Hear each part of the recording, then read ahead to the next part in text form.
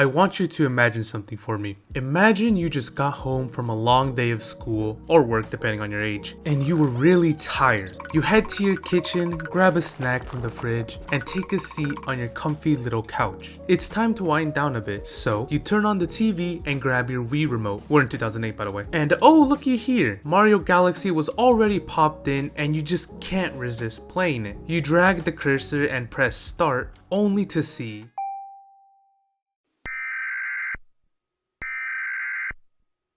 Alright, maybe that was a bit of an exaggeration. Point is, the game wouldn't start. And even after restarting the console, cleaning the disc, buying a new console, nothing seemed to work. So, you decided to give up on Super Mario Galaxy 1 and decided to just play its sequel, only to realize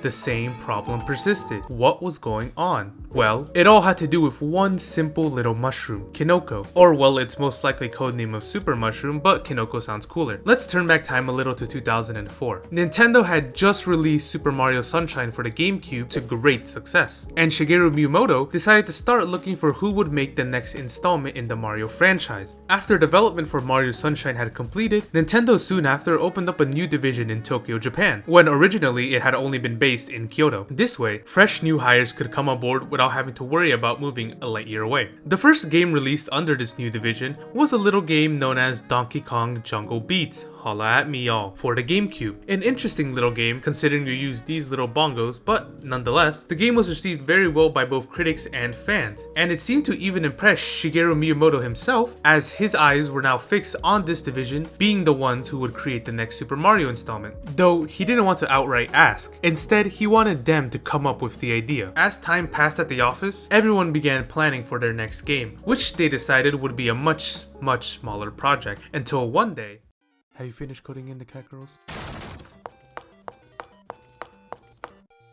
Can I help you? You guys need to think bigger.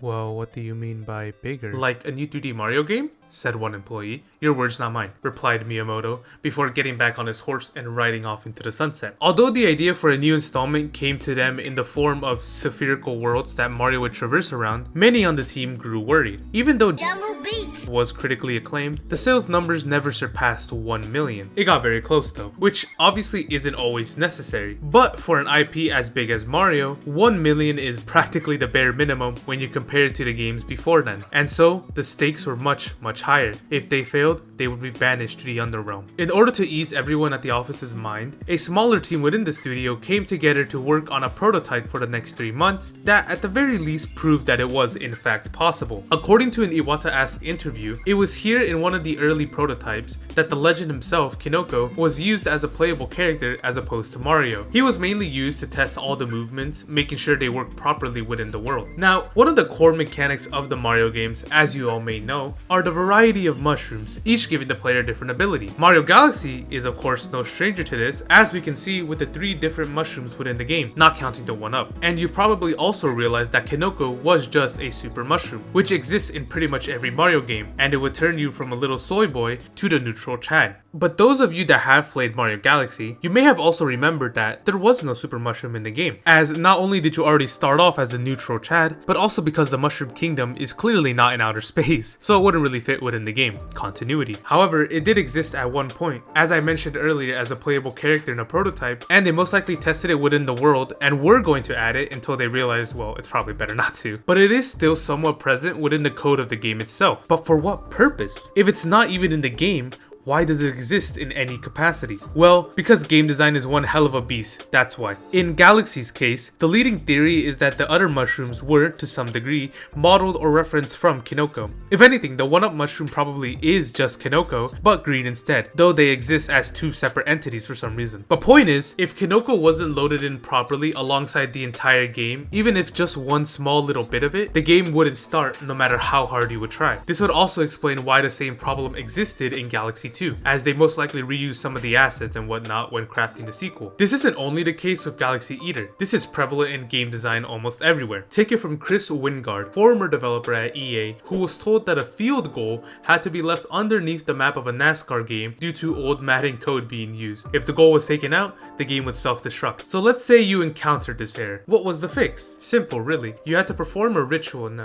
No, really, I have no idea. And neither does anyone else. The bug did exist, but it wasn't really all that prevalent. I'm sure a quick little restart or just taking the CD out and putting it back in would quickly fix the problem. Now, although Nintendo was aware of this issue, they couldn't really do much about it since Kinoko was bloodthirsty by this point. He didn't just want the Wii. He now wanted to take his rampage to the Nintendo Switch as well. I'm sure many of you have heard of Super Mario 3D All-Stars, since it ported 3 classic games to the Switch, one being Super Mario Galaxy. And when 3D All-Stars released, Kinoko wiggled its way into the games and file code of the Galaxy port. However, Kinoko didn't seem to realize the landmine it had stepped on, and although bits and pieces of it were found laid around the code, it didn't really affect the game itself. Modder for Ruby modded the game and essentially prevented lines referencing Kinoko from functioning at all, and the game still launched perfectly as normal. So it seems to be more of a little Easter egg than anything else from Nintendo, which is kind of weird considering only coders would really see it. Though I think a better Easter egg would have been it breaking your console altogether. But that's basically the short story of how Kinoko seemingly crashed Super Mario Galaxy with nothing more than its mere existence. I know this video was quite short, a lot shorter than I wish it was, but I promise you guys it's not because I ran out of ideas, it's only because this story was so interesting, but I could not find a better way to explain it without it being a short ass video, because it's literally just a one tiny little bug. But I still tried. So if you liked I guess this little story time here today, like the video, subscribe, comment how beautiful my storytelling is, how I can write the next Harry Potter. And also just recently I hit 100 subscribers. I wanted to thank everyone for that. I was not expecting to even get this far. When I started this channel back up, I was expecting to go from 30 to 0 in like 5 minutes. So it was really surprising when the opposite actually happened. I know I don't post speedrunning content pretty much anymore. I might go back to speedrunning, but probably not anytime soon if I'm going to be completely honest. Maybe I'll finish that Harry Potter video I had in mind from ages ago, but I don't know. Anyways, yeah, thank you all. Thank you so much. I love every one of you. All my socials are in the description. Feel free to check them out. I've been an unused video game asset. You've been watching a Nintendo copyrighted production, and ciao ciao.